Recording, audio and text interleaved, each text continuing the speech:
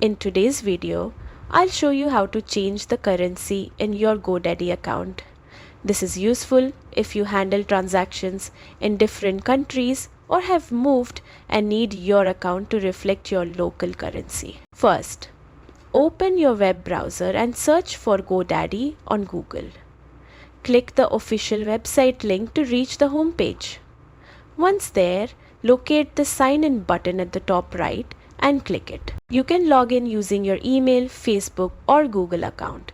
Choose whichever is most convenient.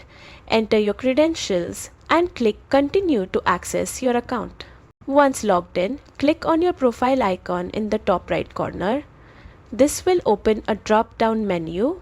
Select Account Settings to manage your account configurations. Scroll down until you see the Currency section.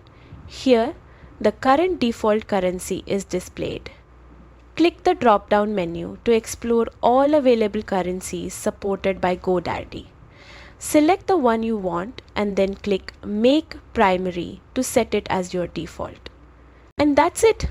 Your GoDaddy account will now display all transactions in your chosen currency, ensuring accurate financial tracking and alignment with your local banking system.